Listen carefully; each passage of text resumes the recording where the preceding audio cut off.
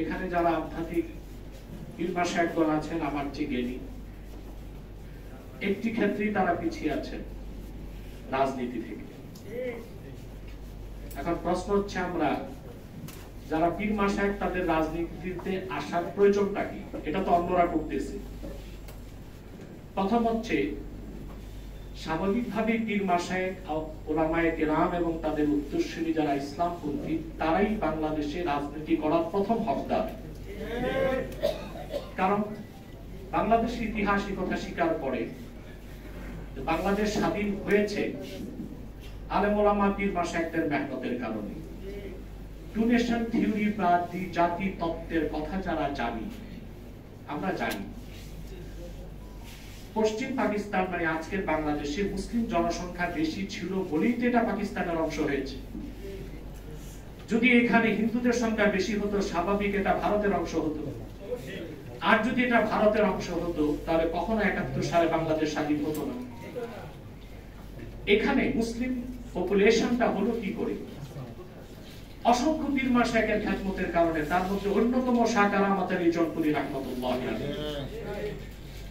W Hunter তার the Indian মুসলিম বইতে বলেছে, শাহ কারামত আলী জনপুরি রাহমাতুল্লাহ নীরব বিপ্লবে তার হাতে 2 কোটি লোক ইসলাম গ্রহণ করে মুসলমান হয়েছে।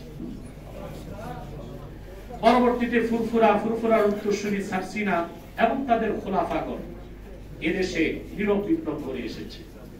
ইসলামী আন্দোলনের নেতারা জীবন দিয়েছে, সংগ্রাম করেছে, আন্দোলন করেছে, ঘাম দিয়েছে, রক্ত দিয়েছে। এসব কিছুর কারণেই বাংলাদেশ স্বাধীন হয়েছে। সেজন্য আমি আগেও বলেছি, পরাজিত সরকার দেশে থাকতেও বলেছি, মুজিবকে যদি বলা হয় বাংলাদেশের রাজনৈতিক স্থপতি, মাওলানা কারামত আলী জনপুরি হচ্ছেন আধ্যাত্মিক স্থপতি। অতএব আলেম ওলামা পীর মাশায়েখ তারাই তো রাজনীতিতে প্রথম হকদার। কিন্তু আমরা কেন পিছিয়ে আছি? এখন আমাদের মধ্যে কিছু হীনমন্যতা আছে। পীর মাশায়েখ আমরা মনে করি আমাদের পূর্বপুরুষ তো রাজনীতি করে নাই, আমরা করব কেন? এটা একটা বড় সমস্যা।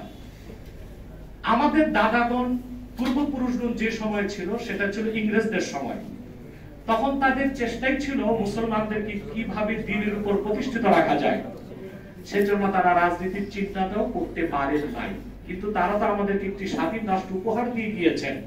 এখন আলেম ওলামা কেন রাজনীতিতে আসবে না, এটা আমার প্রশ্ন। তবে আমার ব্যক্তিগত অভিমত হচ্ছে, আমি খেলাফায় বিশ্বাসী কঠোরভাবে। তবে আমি এটাও মনে করি, আয-যারুরাতু তাতাকাদ্দারু বিকদরিজ যারুরা, বিশেষ প্রয়োজনে বিশেষ সময়ে আমি চাই ইসলামের ব্যানারে শক্তিশালী একটি প্রতিনিধি দল জাতীয় সংসদে থাকবে,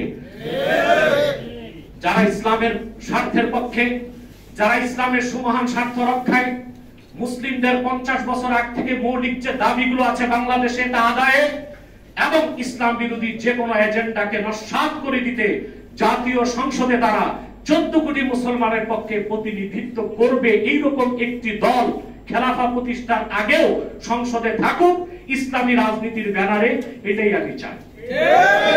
এবং সেটাকে বাস্তবায়ন করার জন্য ইসলামিক ইন্টেলেকচুয়াল ফোরাম এই আয়োজন করেছে।